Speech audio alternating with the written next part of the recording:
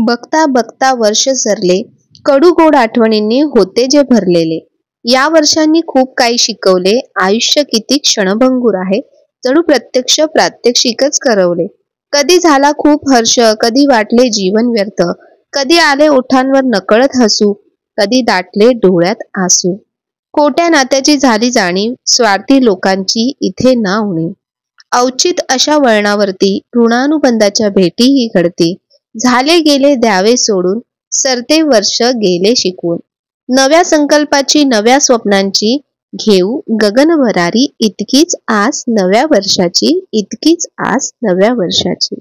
Hello, नमस्कार, कसे आहात सर्व? मस्त आहात ना? मस्तच राहा सर्वांना. सर्वप्रथम श्री स्वामी समर्थ. तुम्हाला सर्वांना आजचा दिवस खूप छान, आनंदाचा आणि आरोग्यदायी जाओ. तर बॅगा आम्ही आता खाली झाल्यात, म्हणजे 3-4 दिवस झाले कपडे त्यातले हळूहळू चाललेत. तर आम्ही जाताना 2 बॅग्स नेलेल्या आहेत. ही एक मोठी बॅग नेली होती. कसं यांचं बाहेर वगैरे जाणं असतं आणि तेव्हा खूप साऱ्या बॅग्स नेण्यापेक्षा एका बॅगेमध्ये सामान राहतं. पण फक्त ड्रॉबॅक एक राहतो या बॅगेचा की तुम्हाला उचलायला खूप जड पडते. म्हणजे तुम्ही जिथे जाल तर मग उचलण्यासाठी, ठेवण्यासाठी एकदाच नेऊन ठेवली तर ठीक आहे, पण सारखं जर काढ घाल असेल ना तर मग खूप भारी पडतं. तर ही बॅग स्वप्नीलची आहे, म्हणजे भावाची आणली होती ही बॅग आम्ही छोटी. आणि बरं झालं आम्ही ही बॅग नेली, नाहीतर एका बॅगेमध्ये आमची खूप फजिती झाली असते. पण आता नेक्स्ट टाइम आम्ही ह्याच्यातून काय म्हणजे शिकलोय ते तुम्हाला सांगते. की पहिली गोष्ट तर ह्या बॅगा खरंच खूप कामाला येतात, कारण या अशा आपण खेचू शकतो. त्याच्यामुळे जास्त म्हणजे ओढाताण करायला लागत नाही, उचलपाचल करायला लागत नाही आणि एअरपोर्टला चांगल्या पडतात. त्याच्यानंतर नेक्स्ट गोष्ट की बॅग घेताना ही बॅग जी आम्ही घेतली आहे बघा अशा मटेरियलची, म्हणजे प्लॅस्टिक टाईप मटेरियल असतं. प्लॅस्टिक नाही आहे, ते हार्डकोर प्लॅस्टिक असतं, पण ते खूप चांगलं पडतं. कारण ते एअरपोर्टला कशा बॅगा कशाही टाकून देतात, फेकतात. तर आतलं आपलं जे सामान आहे ते सेफ राहतं त्याच्यामुळे. आणि नेक्स्ट गोष्ट म्हणजे की आता आम्ही विचार केला की नेक्स्ट टाइम जेव्हा ट्रिपला जाणार तेव्हा प्रत्येकाची एक बॅग असणार सेपरेट. म्हणजे कसं की सामान पण सॅग्रिगेट करायला बरं पडतं, नाहीतर एकाच बॅगेत सगळ्यांची गर्दी होऊन जाते आणि उचलायला बरं पडतं. प्रत्येकाला आपापली एक बॅग असली की आपापलं सामान काढायचं, आपापलं सामान ऍडजस्ट करायचं त्याच्यामध्ये. म्हणजे कसं एकाच व्यक्तीवर सगळा भार पण येत नाही, आपलं सामान सेफली राहतं. आणि अशी ही बॅग बघा, ही मला चांगली वाटली की त्याने ही जी बॅग घेतली आहे ना, तर आम्ही असंच विचार करतोय की अशा 1-2 बॅग्स अजून घेऊन ठेवायच्या.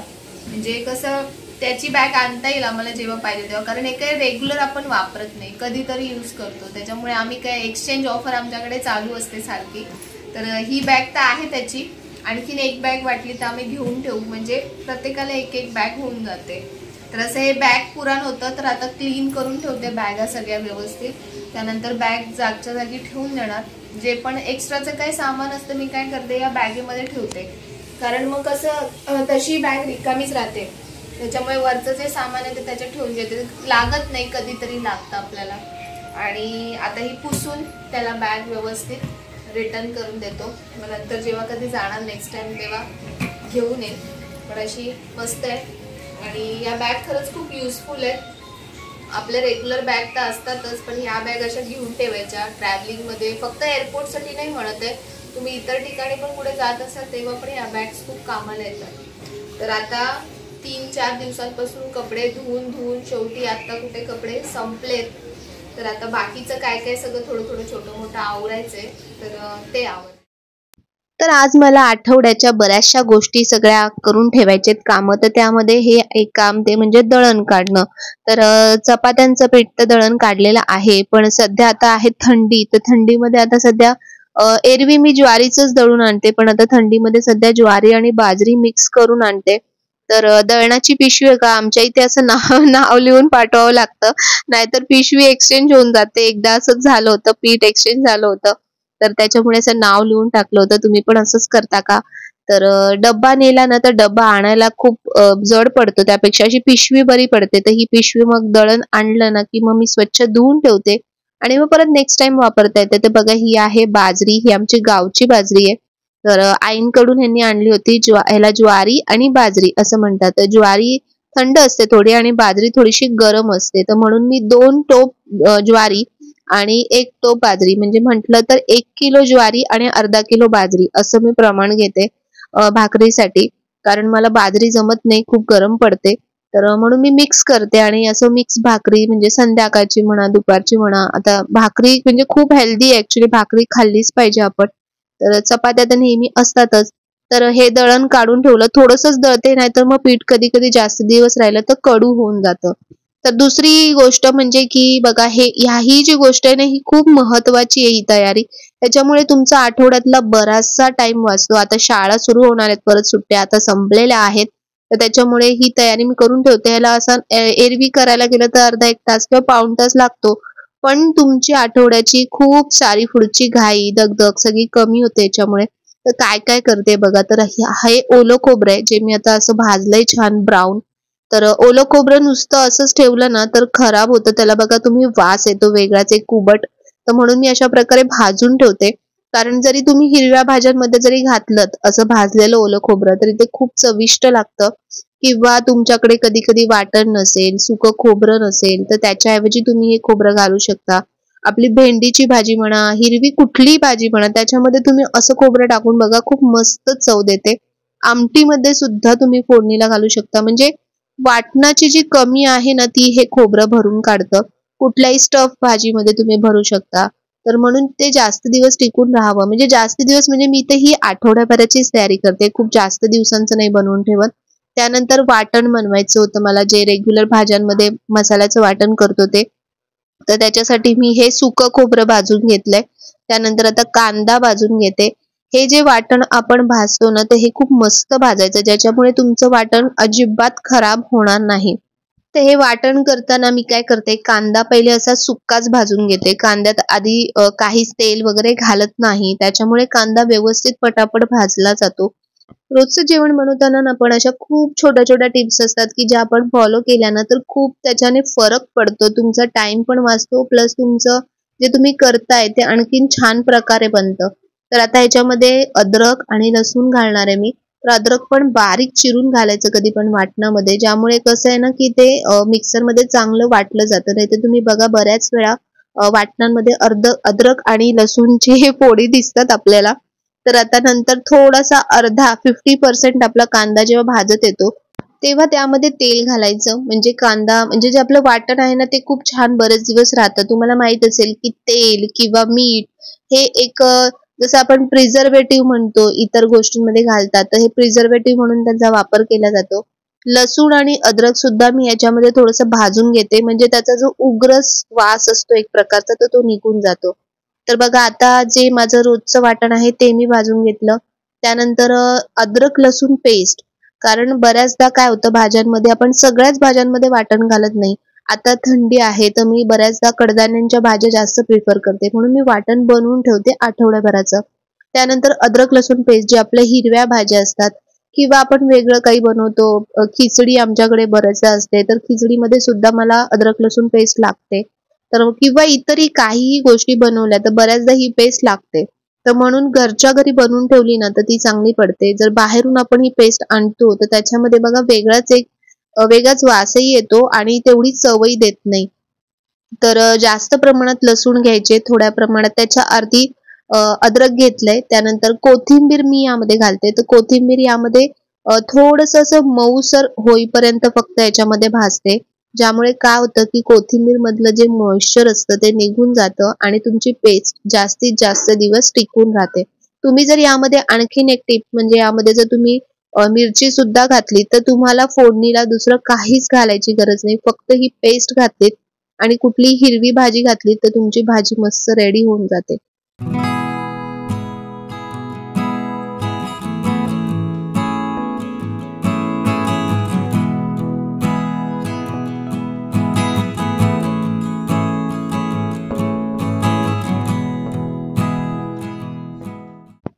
तर बघा, आपले तिन्ही वाटण रेडी आहेत, म्हणजे तयारी झालेली आहे.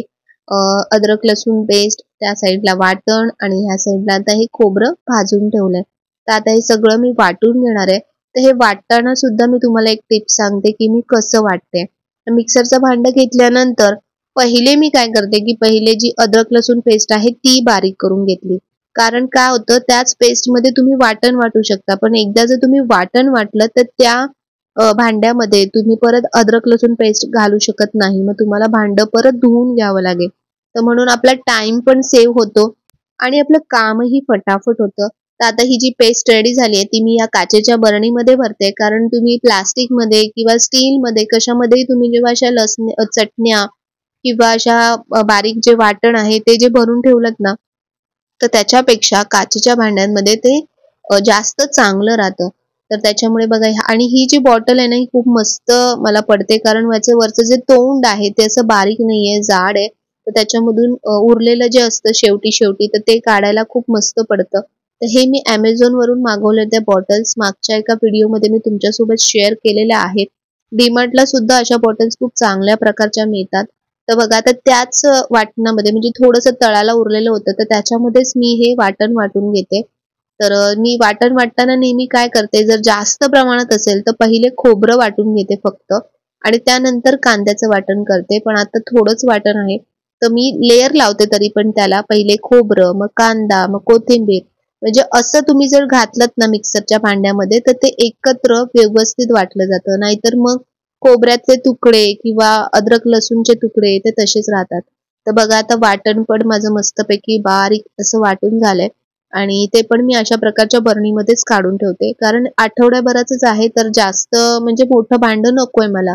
आणि अशा बॉटल्स आहेत ना फ्रीजच्या साईडच्या म्हणजे दरवाजाचा जो भाग असतो तिथे एकदम इझिली राहतात.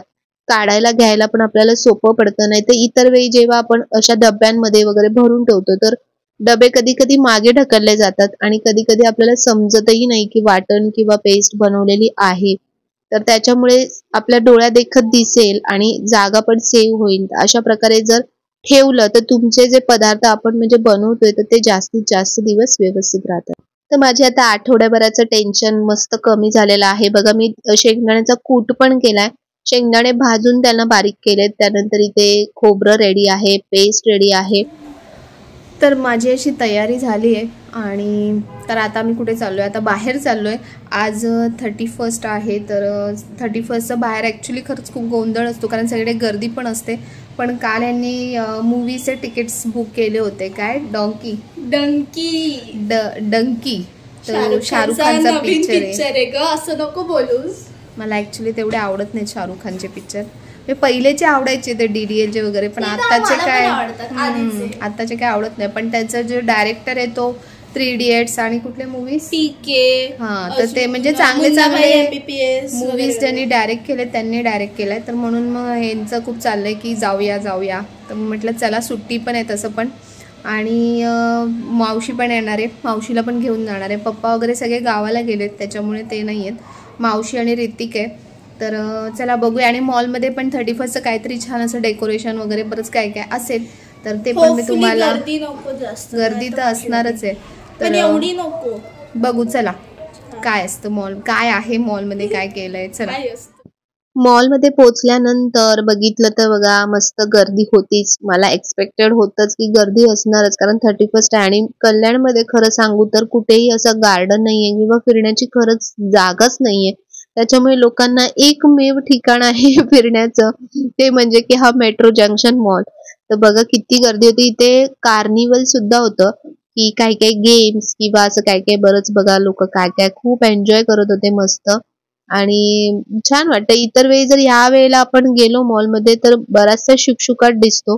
आणि त्यानंतर आम्ही गेलो माझ्या फेवरेट ते म्हणजे मिस्टर DIY मध्ये. इथे खूप वेगवेगळी व्हरायटी भांड्यांची आणि खूप काय मिळतं. म्हणजे जे ऑनलाईन आपण बघतो ना तर अशा बऱ्याचशा गोष्टी मिळतात. तर आम्ही आज काहीच घेतलं नाही कारण काउंटरला खूप गर्दी असेल तर फक्त असंच वेळ होता पिक्चरला तर म्हणून नजर फिरवत होतो की काय आहे इथे. त्यानंतर मग आम्ही तिथून निघालो आणि मग आता पिक्चरचा टाइम झालेला होता म्हणजे 6:30चा शो होता. तर म्हणून आम्ही मग आता इथून निघालो आणि आता आयनॉक्सच्या इथे चाललोय. मी तुम्हाला सुरुवातीला सांगितलं की आज आम्ही कुठला पिक्चर बघायला आलो. तर हा डंकी पिक्चर निष्ठाला बघायचा होता. राजकुमार इराणीचा पिक्चर आहे त्याच्यामुळे आलो आणि मावशी आणि ऋतिक सुद्धा होते मग त्यांना सुद्धा घेऊन आलो. तर ॲज युजल 31st होता, त्यामुळे पिक्चरला सुद्धा एवढी गर्दी होती. नाहीतर इतर वेळी इथे बघतो तर एवढी काहीच म्हणजे गर्दी नसते. ते 4 स्क्रीन आहे त्यामुळे गर्दी बरीचशी कमी असते.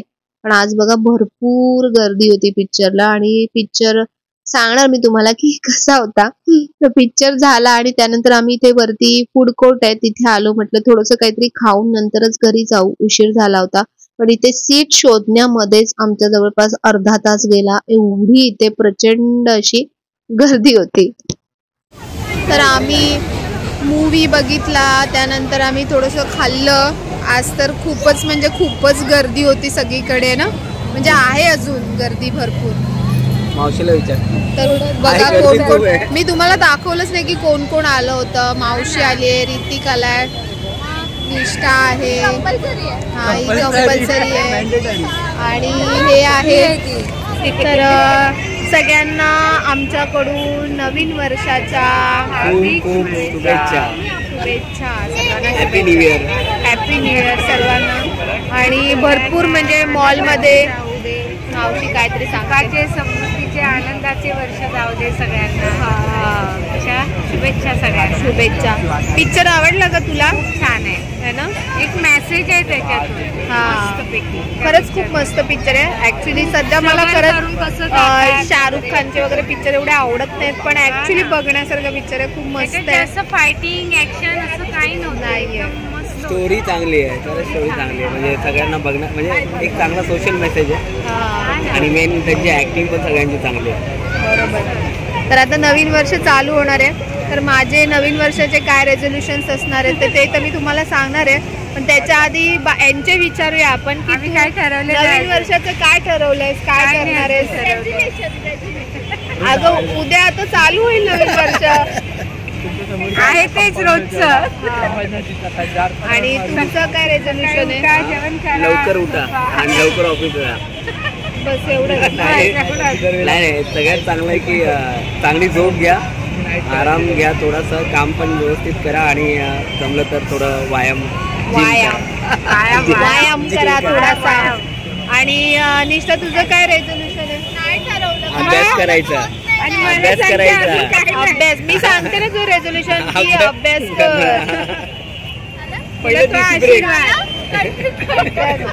आणि ऋतिक मामाचं काय रेझोल्युशन? माझं पण काही नाही ठरलंय. कसे लोक आहे ते.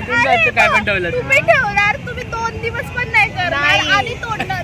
असं काय नाही. आता मी शूट करणार. मग काय असं काही नाही. ठीक आहे असतं 2 दिवस, पण ऍटलीस्ट तुम्ही ठरवणं तरी महत्वाचं आहे. तुम्ही स्वतःला मोटिवेटच नाही करणार तर कसं होणार. आणि असं जरुरी नाही की 2 दिवस. तुमच्या मनावर डिपेंड आहे की तुम्हाला ते करायचंय की नाही करायचंय. तर म्हणून माझे रेझोल्युशन्स मी सांगणार आहे तुम्हाला हळूहळू, पण बाकी सगळ्यांचे मी तुम्हाला सांगितले 12 वाजेपर्यंत. मावशी पण विचार करणार 12 पर्यंत, पण आम्ही उद्या सकाळी नक्की मावशी सांगणार, आम्हाला सांगणार तरी. मग आम्ही तुम्हाला नाही, वेगांजली 12 वाजेपर्यंत सांगणार आहे. माझ्याकडे भरपूर वेळ आहे. मी रोज मी सांगतच असते त्याचे पण काय ना काय रेझोल्युशन. तर खूप छान वाटलं, मजा आली आहे ना. खरंच मजा आली. म्हणजे शॉर्ट आमचं असं छोटंसं. हा ना, रात्री लेट ना निघता संध्याकाळी निघालो सगळं थोडंसं फॅमिली. रोज काय आम्ही जात नाही, पण ह्या असं एक आठवण वर्षाचा शेवटचा दिवस. आम्ही तर जातच नाही कारण खूप गर्दी असते जिकडे तिकडे आणि काहीच व्यवस्थित करायला भेटत नाही. चांगलं वाटलं पण मजा आली. म्हणजे मला तर पिक्चर म्हणजे मेन पिक्चर बघायला आलेलो आणि पिक्चर खूप छान होता, तर त्याच्यामुळे मला आणखीन चांगलं वाटलं खूप की मस्त पिक्चर बघण्यासारखं आहे. तुम्ही खरंच बघा, खूप मस्त पिक्चर आहे. तर चला आता आम्ही इथून निघतोय. नावाच्या हिशोबाने आम्हाला वाटलं असेल काहीतरी असं फायटिंग असं काहीतरी असेल, पण बघितल्यावर हसण्याचं पण आहे आणि त्याच्यातून संदेश पण आहे चांगला. जे बाहेर गावी जाण्यासाठी स्ट्रगल करतात त्यांचं कसं आहे ते. नाही, तुम्ही पिक्चर बघा मग तुम्हाला कळेल. आम्ही स्टोरी सांगितली तर काही मजा नाही राहणार. तर चला आम्ही आता घरी चाललोय. जर तुम्हाला आजचा व्हिडिओ आवडला असेल तर व्हिडिओला लाईक करा, शेअर करा आणि सबस्क्राईब करा. पुन्हा भेटूया नवीन व्हिडिओमध्ये. तोपर्यंत सर्वांना बाय बाय आणि सर्वांना श्री स्वामी समर्थ.